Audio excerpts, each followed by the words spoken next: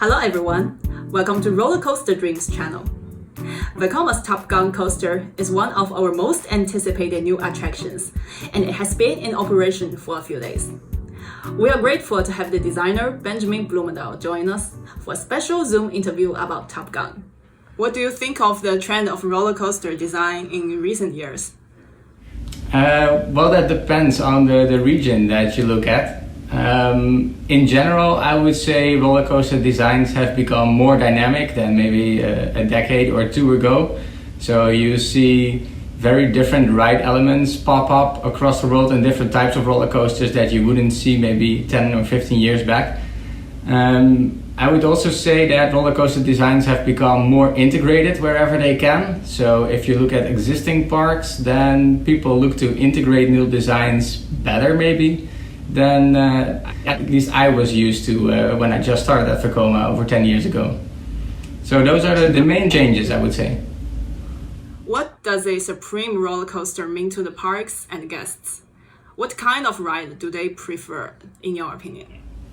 That highly depends on the type of park. So if we offer a ride to a park, we try to look together with the park who is the actual demography, so who are the people that this ride will cater to in that park, what other rides are already at the park, so we need to find basically a gap in the ride palette. So this roller coaster needs to do something else that people cannot already ride at the park. And also who are the competitors, so what other parks may be in the region that this particular park we're designing for is competing with. So you try to find a gap in what's already available. So your question is kind of wide, kind of broad, because it highly depends on which park we're talking about. If this is a park that caters to maybe teenagers, then it's highly likely that we'll add another thrill ride, but it has to be different than all the other thrill rides out there. But if it's a park that is maybe catered more towards family, then we'll try to do something that matches that. How do you work with Fantawild Group to come up with the Top Gun concept? And what is the design philosophy of the concept? And how long does it take? So the Top Gun was a very special ride. The concept was actually created by the Fantawild design team. So while we were discussing another ride, they presented this idea in a very early stage of this aircraft carrier launch type experience. And they asked us if we could design something that would simulate the flight of a fighter jet being launched from a deck. And then the roller coaster ride itself has to mimic all sorts of aerobatic maneuvers. So that was the going in position. And then for the rest of the ride, so all the gravity elements and all the different dynamic ride features that you encounter on the way, I try to include as many direction changes and force changes that would simulate maybe a dogfight. So two fighter jets being up in the sky in this aerial battle. So the next question will be focusing on the elements. So how do you combine those fighter jet elements on Top Gun's layout and the train decoration? So they are actually two separate things. The train decoration is specifically designed for Top Gun, of course, and the trains look like the fighter jets that we wanted them to be. But the train decoration is actually designed within what we call an allowable. So it's a virtual space on the front end and the back end of the train that we can place a theme on, in this case a fighter jet. And the track design is specifically designed for this project, and like I said in the previous answer, the idea behind the elements in this track design is to mimic a dogfight, so to have two airplanes battle in the sky. So how did you create the dynamic of a roller coaster, and what are the dynamic differences between Top Gun and the hyperspace warp that already opened in other fun parks? So the main differences between these rides are the energy levels, if you will. So Hyperspace Warp is a slightly less tall ride, and it's not as fast as Top Gun is. Actually, if you look at the maximum speed of Top Gun compared to Hyperspace Warp, it translates in about 30% more energy in the vehicle in Top Gun. So that means that the track that we design have to be able to take up all that energy, and you have to be able to take those forces. So that basically means that the track design has larger radii and more drawn out transitions because the train is simply faster throughout the whole track. So even though that the train is a similar ride system, the amount of energy in the ride means that the design philosophy behind Top Gun is different. So I had to use completely different ride elements compared to Hyperspace Warp.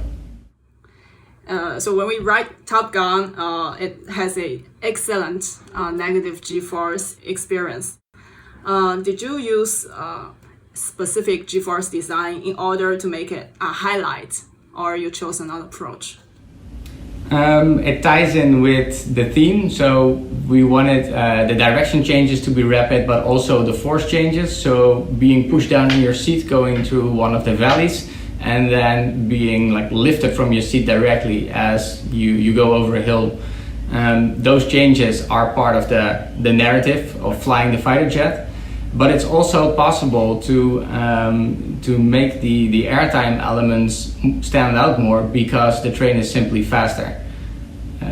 More energy in the train means that you can basically shoot the train for a longer period over those airtime hills, and the airtime just becomes more noticeable. If you look at, for instance, Hyperspace Warp, there's less energy in the train. We can still do all those airtime elements, but there will be rapid changes going from positive to negative to positive because you don't have as much speed in the vehicle to stay in those negative hills.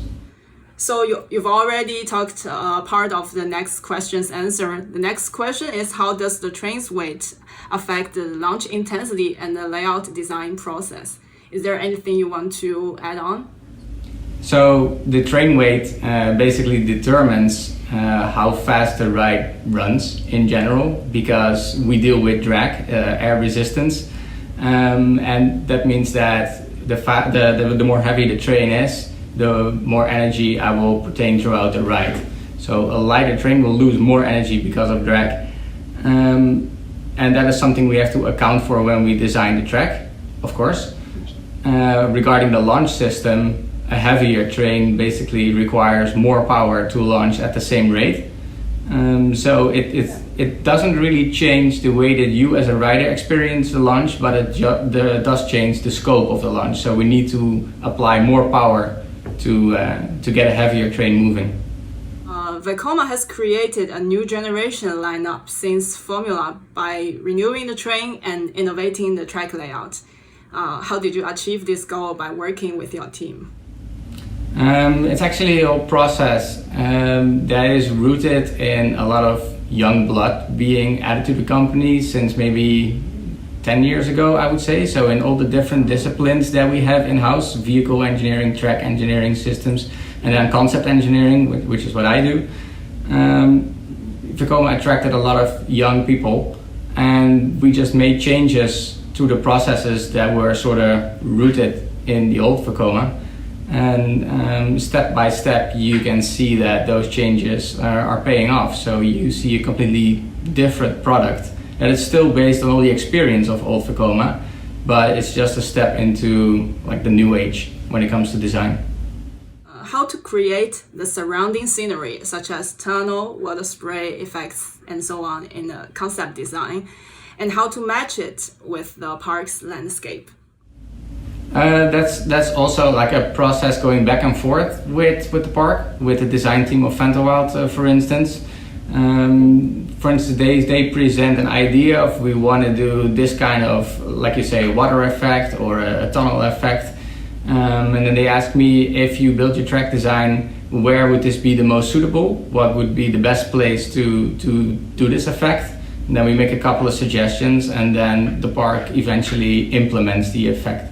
So they are the creative designer and the actual builder of the effect, but we do advise in which places around the track it works best. Thank you, Benjamin, for joining us. We look forward to more attractions from you and your team in the future.